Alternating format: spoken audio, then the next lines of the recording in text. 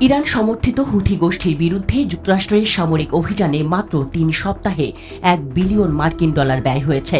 CNN এর প্রতিবেদনে বলা হয়, 15 মার্চ থেকে শুরু হওয়া এই অভিযানে বিমান হামলার জন্য বিভিন্ন ব্যয়বহুল অস্ত্র ব্যবহার করা হয়েছে, যেমন ক্রুজ ক্ষেপণাস্ত্র, স্মার্ট বোমা এবং টমাহক ক্ষেপণাস্ত্র। মার্কিন বাহিনী এসব অস্ত্র ব্যবহার করে হুথিদের ওপর হামলা চালিয়েছে, তবে গুরুত্বপূর্ণ সামরিক ক্ষতি বা ধ্বংস করতে পারেনি। অভিযানে ব্যবহৃত হয়েছে B-2 স্টেলথ বোমার, অতিরিক্ত বিমানবাহী রণতরী এবং যুদ্ধ বিমান।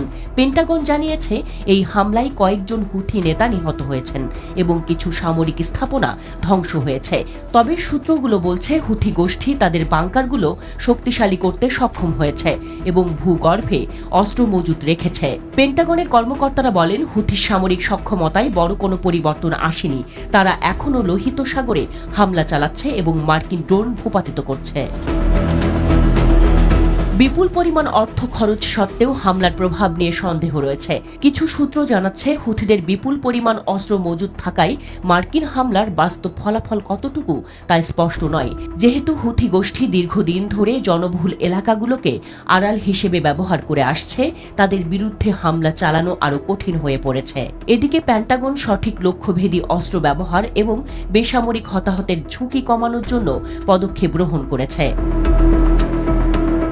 এ অভিযানের ব্যাপারে যুক্তরাষ্ট্রের কংগ্রেসও উদ্বেগ প্রকাশ করেছে। সামরিক কর্মকর্তা এবং কংগ্রেস সদস্যরা কিছু ক্ষেত্রে এ অভিযানকে ভুল বলে উল্লেখ করেছেন। এদিকে যুক্তরাষ্ট্রের সামরিক বাহিনী বর্তমানে আরও বিস্তৃত অভিযান চালানোর প্রস্তুতি নিচ্ছে, তবে চীনের সঙ্গে সম্ভাব্য যুদ্ধের জন্য এসব অস্ত্রের ব্যবহার নিয়ে উদ্বেগ রয়েছে। বিশেষ করে ইন্দো প্যাসিফিক কমান্ডের কর্মকর্তারা মনে করছেন, এই অস্ত্রের ব্যবহার প্রশিক্ষণ এবং প্রস্তুতির উপর নেতিবাচক প্রভাব ফেলতে পারে। ট্রাম্প প্রশাসন জানিয়েছে, অভিযানের তীব্রতা বাড়াতে এবং লক্ষ্যভেদী আক্রমণ চালানোর জন্য কোনো ধরনের অনুমোদন প্রয়োজন হবে না। এই পরিবর্তনটি বাইডেন প্রশাসনের সময়কার নীতির বিপরীত।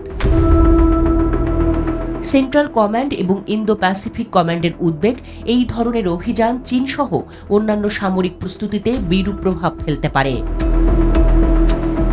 বিশ্লেষকদের মতে, এ অভিযান কৌশলগতভাবে কম ফলপ্রসূ। অন্যদিকে মার্কিন বাহিনীর এই অভিযানের অর্থনৈতিক এবং রাজনৈতিক চ্যালেঞ্জও বাড়ছে বলে মনে করেন অনেকে। এমন পরিস্থিতিতে কার্যকর কূটনৈতিক সমাধানের প্রয়োজনীয়তা আরও বেশি, যাতে সামরিক ও রাজনৈতিক দিক থেকে ভারসাম্য প্রতিষ্ঠিত হয়।